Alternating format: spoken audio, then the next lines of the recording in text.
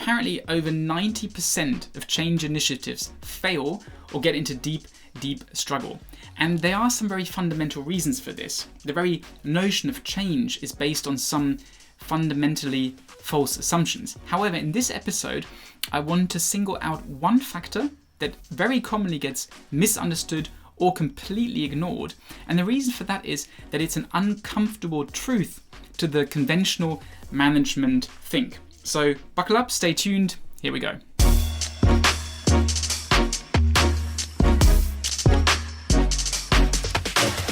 Welcome to the MarkUp News. I'm Mark Poppenborg, and today I want to talk about change. No chit chat, no stories.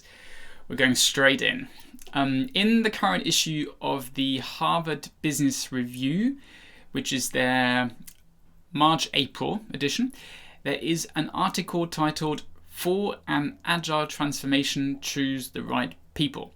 Now, this article seems to be reaching quite a wide audience because I came across it myself. I've already been sent this article twice by you guys. Thank you very much for that. And I think it gives us even more a reason to cover it in this show. So if you are in an agile transformation, this is for you. If you are planning an agile transformation, this is for you as well. And if you've just come out of one, you guessed it, this will probably be helpful as well. Unless obviously you've been successful in your endeavor, but then it might still be successful to understand why you have been successful. Often protecting success or understanding success is the key to further success. Now, this article acknowledges something that is widely known, I think, which is that not only agile transformations, which is what they are pointing towards, but any transformation struggles. They go wrong. They go wrong all the time. And apparently they did some research over there, as they do, and they came up with this. I'm going to pull up a quote here. In one survey of 112 companies that we conducted, nearly 90% reported that they had struggled with rolling out organization-wide agile transformations, even after succeeding with initial small-scale projects. Now, there it is again, the rolling out analogy. We could talk about that. We could talk about why rolling out transformations is a bad idea in the first place, because to misuse this rolling out analogy a little bit, companies aren't like flat surfaces that are just waiting to be covered by a rug. That's mechanistic thinking, and that doesn't really work for complex systems. So rolling out is a bad idea in itself. A better analogy would be one that kind of allowed for the respect in the complexity of social systems. And I quite like the idea of pulling in rather than rolling out. You could compare it to water that is trying to find its way towards a path of less resistance. But again, I'm going to dodge that today. We're not going to talk about that. We're going to talk about that another time, maybe in another episode. And overall, this article is actually quite solid. They name 3 main mistakes why transformations fail, and they go about the reasons that they fail in a fairly nuanced way. And this article, is definitely worth a read, and I believe you'll probably draw some really useful insights from it. However, I believe it misplaces the focus a little, and that's what I want to address in this episode, where I want to put my focus. So before I get into the details, let's have a quick look at the authors. That's quite interesting, I think. So we've got Rob Cross, one of the 3 authors. He's a professor of global leadership at Babson College, which is a college in Massachusetts, and he has published many articles in highly regarded magazines. He seems to be quite an accomplished guy from what we were able to assess after an admittedly rather superficial little search. And then you've got Heidi Gardner. She's a fellow at Harvard Law School, faculty chair in the school's executive education programs. Plus, she's also the co-founder of Gardner & Co., which is a consultancy. And this consultancy, I had a bit of a look at it, works with behavioral tendencies. So they take more of a psychological approach to management, which I believe is always good to know. It's always to keep in the back of your head, because it can restrict the ability to, see some of the systemic patterns that are relevant to businesses, unless you're trained in that field as well, of course. But I don't know that. And then we've got Alaya Croker. She's an assistant professor of strategy at Babson College as well, and she focuses on issues related to strategic human capital. Right, so we've got that out of the way. That's the three authors. And as always, when you look at the Harvard Business Review, or not as always, but very often, you find a pretty nuanced, a pretty detailed approach to this stuff, and they really make an effort to lay it out, not in a too simple way. So let's look at the mistakes they name one by one, and then we're going to get to my main, not even criticism, it's more like I want to add something to this article. So number one, the number one mistake they mention is that the company staffs project teams only with star performers, and because they staff those teams with star performers, they then, because of their popularity, they get pulled into other projects, because obviously everyone needs them, everyone values their advice, everyone wants to get their judgment on stuff, so they get pulled into other projects, and that negatively impacts both the new project, the one that we're actually talking about, the agile transformation, the new project that's trying to reinvent the business model of the company, whatever it is, as well as the work that this individual is doing in the main business. So that's problem number one. Problem number two is that agile teams are kept apart from the main business to protect them from being contaminated by the status quo, thinking, and that they then get killed off because the main business contaminates them too much. Now, this mistake is very important and very interesting, and it will be my main focus in this show, because what the authors acknowledge is, crucially, I think, that projects definitely need some degree of protection from the main business in order to kind of stabilize themselves, but at the same time, they typically depend on resources and skills, or simply just they depend on judgments made by talents who remain in other parts of the company and aren't part of the team itself. And also, very importantly, the project needs to stay connected to the main business because it has to typically reintegrate at the later stage, and therefore it needs key stakeholders to be involved throughout the journey of the project. So this one is crucial, and I'm going to get back to this, as I believe this is where the authors really miss a bit of flesh on the bone, I think, because they're not really addressing one of the key factors for this to be successful. And finally, number three, the third mistake, is that all members of an agile team are dedicated 100% to it. Now, this is interesting because they deem it unrealistic, and they see more advantages in keeping the teams a little more permeable, which I can agree with, as long as the core team isn't spread too thinly. So it relates to the second aspect, the second mistake, quite a bit. But whenever we can promote 100% core team dedication in projects that we've been involved in, and obviously there's always room for compromise. You always have to compromise. You always have to live with the existing environment. But whenever we can promote or enable 100% core team dedication, then we try to do so. And we acknowledge the fact that there's always going to be some employees who play a part in the project that can't be part of the team. Now, the rest of the article focuses mainly on how to find the right members for such teams. How can you go about the fact that always the stars of the show get pulled into the teams, and therefore they are missing in other areas of the company. So what this article then goes on to elaborate is how new team members can be found, and how we can draw insights from organizational network analysis, which is quite a popular tool where you kind of look at emails and other messaging patterns within the company to then single out employees who seem to be very relevant for the company, who seem to be very relevant for the value creation, but that are hidden because they're kind of in the thicket of the organization.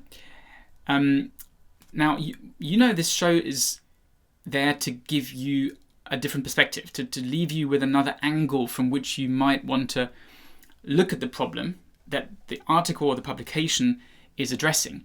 And that's exactly what I want to do here. So as opposed to most of the other publications I deconstruct, I just want to add something here, and I want to really emphasize that this article really has a lot of substance, and it has elements that I appreciate, and it's quite nuanced, which I like. But with that said, let's look at one of the problems, and the main problem, which to me is why so many projects fail. And to do that, we're going to elaborate a bit more on the second aspect, which is the protection of a project. Now, every project is a threat to an organization, right? It's challenging, it's threatening the existing patterns of a company.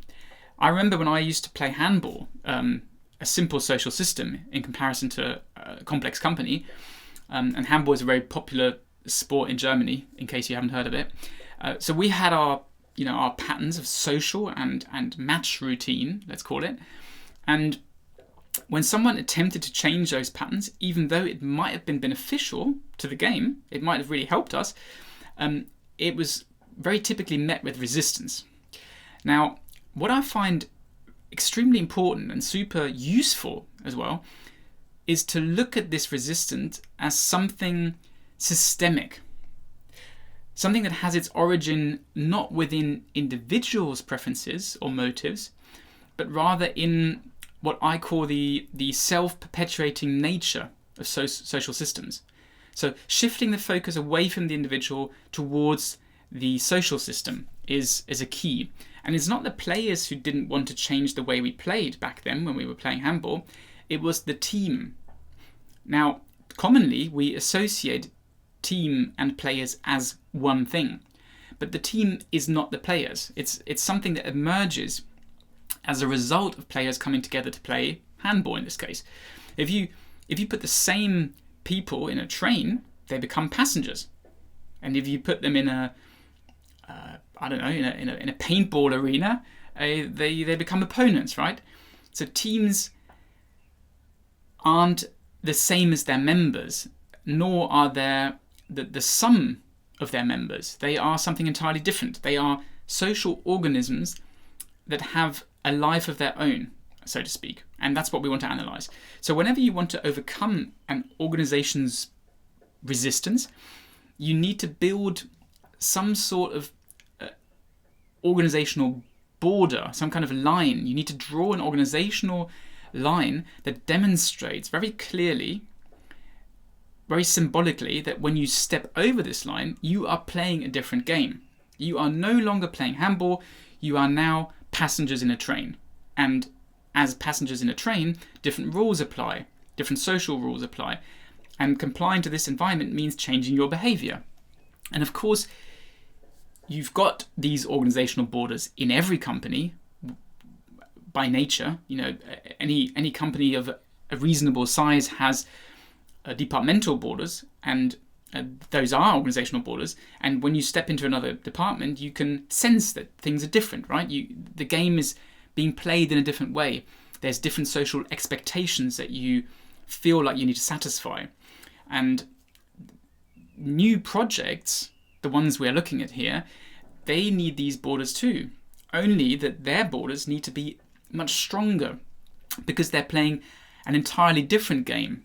They are a real threat to the existing patterns. They are figuring out uncharted territory. So they need a high level of trial and error. They can't afford to follow the standard operating procedures the company is playing by at the moment. They can't afford to have rigid hierarchical structures. They can't afford to follow milestones and all these kind of things that you would expect a normal company to have, right? So you could say new projects that are exploring new businesses by means of transforming in an agile way, they are they are, at least that's what, the kind of project that they seem to be talking about in this article. These types of projects can't really afford a conventional management approach, right? They are so different to the standard of the company. They are so unconventional that they are a threat. And in some ways, they're the counterpart of what is currently being played in the business. So they really need protection. So once we've kind of constituted this important basic element of protection, we then realize that they also need connection. So they need protection, but they also need connection, right? And this article doesn't really answer the crucial question, which is, how do I achieve both? If I don't want to achieve protection by isolation, which this article is suggesting, don't isolate the project too much. But at the same time, I don't want to risk absorption, let's say, by too much integration into the main business. How do I provide that balance? And I would claim that's the key question, right? How do new endeavors get protected while staying connected to the business at the same time? Because both is crucial. How do you ensure an airtight cultural border so that people can play a different game as a team, at the same time retaining the ability to be, let's say, disciplined by of course, the problem that the project is trying to solve? That must be the driving factor that is educating and imposing discipline on the team, but also by the organizational itself, that the organization that provides the domicile for the project. Both are an important learning environment.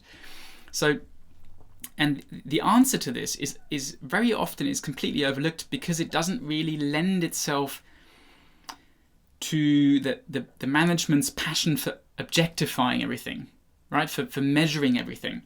The answer is an uncomfortable truth, let's say, because you can't make it tangible. And the answer to this question, how do you balance protection and connection, is trust. There needs to be mutual trust between two extremely relevant players, two key players in this game. And one player is the sponsor, and one is the team leader, the team lead, the true team leader. It's not some appointed project manager, but someone who will or does enjoy a real following by his teammates. So between those two, you need a mutual trust. So choosing team members is not a mathematical or statistical or analytical exercise, but rather a social one. You can conduct as many of those organizational network analyses as you like. They might have their benefits, but what is crucial is that there's trust between the sponsor and the team lead. Why is that important? It's important because the sponsor has to trust the team lead that he or she might or will be able to lead this project to success. If there's no belief in that, the sponsor can't protect the project. And he has to be able to use this trust as an argument next to no other. So this feeling of trust towards an individual, this intuition, must be the very argument itself. It can't be a mathematical or a skill or any other. It has to be allowed to be to use trust as a reason for building this relationship. And as soon as you force one another, and in this case the sponsor, into playing this objectivity game, once you assign project members by skill sets or as an outcome of some kind of organizational network analysis again, then you're jeopardizing that very lifeline of trust, because you force arguments to be made based on pseudo facts, because you can't objectify these things, and the sponsor might then make compromises because he can't use trust as an argument. So he seems like he's forced to draw his decisions and his arguments from some kind of objective analysis, and therefore the person the sponsor might choose or might feel attracted to won't really end in the final selection. So there's compromises being made for etiquette, you could say. So that's the sponsor's trust. And then the team lead's trust is based on the assumption that the sponsor will always cover the team's back, especially when the project gets contaminated by its environment, especially when the environment tries to force itself onto the project. When status quo, when standard operating procedures, when manners and all those kind of things try to force themselves onto the project, that's when they need to rely on the trust of the sponsor.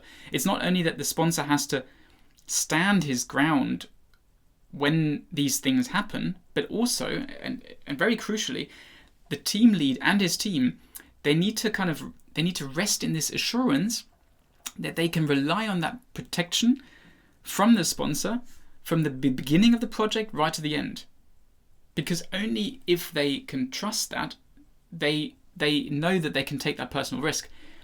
Because what they also know is that conflicts typically get personified, right? So if something goes wrong, you look for someone to blame. So they need to account for that. They need to anticipate that possibility. And because those potential outcomes are part of their considerations right from the beginning of the project, the team will only persist as an independent subsystem within the company if this protection is deemed authentic from start to finish. Only then will the team stabilize itself. Now, once that is given, once that space is stable, once you feel that trust is established, and by the way, you can measure that stability quite easily by just talking to people in the coffee corner. It's nothing you can objectify, but you can find out. If you put out your empathetic sensors, you will know. So once that trust is given, once that safe space is stable, then the project can be very close, very exposed to the main business. Because now, whether or not to take on advice, to take on recommendations, to take on ideas, to take on guidance and all that kind of input from the main business, now this can be evaluated and decided upon based on the relevance for the project and not on considerations of self-preservation, which is a very important difference. So I can integrate recommendations, I can integrate ideas that people outside of the team have without risking the stability of the team itself. You know that your sponsor will protect your existence, obviously to a tolerable extent. Of course, it's not a carte blanche, but you can rely on that. So you're not taking a risk by exposing yourself to the organization to which you are a subsystem and you remain a subsystem. And now you can learn, you can integrate concerns, you can talk to stakeholders, but you don't need to be scared of them. You don't need to play politics, at least not as much as you normally would, because you can rely on that protection. So protection doesn't mean isolation. And connection, on the other hand, which you need, doesn't mean self-destruction. So, provided you have this relationship in place, a relationship that is built on true trust between a powerful sponsor, and that's obviously important. It has to be a sponsor with real formal power, true formal power. Between that powerful sponsor and the team lead, as long as that is in place, things can work. Now, when I look at projects that I've seen succeed, I always see this ingredient. It's always the same pattern. And the only exception to that pattern, when you aren't relying on that trust between the sponsor and the team lead, is when the life of the company literally depends on the project's success, especially if it's in a limited time frame that you have at your disposal. Because then this protection it's kind of provided by it's no longer provided by the sponsor, but the emergency itself acts as a legitimate reason to work differently. So basically, what emergencies do is they suspend existing rules and they legitimize almost any behavior that seems suitable to solve the problem. And that's pretty much what you want in a good project as well, right? You want a project to act in a way where it is suited to solve the problem while integrating the considerations of the future integration into the company. So an emergency is, like we know from, if the house is on fire, people start behaving differently, and no one needs to legitimize that. It's the situation itself legitimizes the change of behavior. So my tip is, put aside those measures of objectivity, or at least allow yourself to not take them too seriously, and look out for those relationships that are really based on mutual trust. And at the same time, obviously remembering that you can't manufacture trust, like we've covered in other episodes and we will do in the future. But what you can do is you can leverage existing trust. When you find relationships that are built on trust, or if you can sense an opportunity for a relationship to emerge that is built on trust, then you can leverage that. Now, that was a pretty dense one, and I hope you got the gist, at least the gist, hopefully the whole idea. It's crucial, and it is, I'm not saying it's the only factor for successful change. There's many others, and the ones in the article are relevant. But when you are concerned with the question of balance between protection and connection, the true leverage, the true game changer is that trust between the sponsor and the team lead, because that enables you to have a strong cultural border between the main business and the team, whereby at the same time allowing connection to the main business so that the learning can take place. Okay, that's it for today, and please watch out. Here comes the YouTube plea, the YouTube trilogy that every channel has to regurgitate. Please like this video, subscribe to my channel, and click that alarm bell to get informed whenever there is a new episode. That was good, wasn't it? Thank you very much. See you again next Wednesday. I'm looking forward to it. All the best, guys. Take care. Thank you. Bye.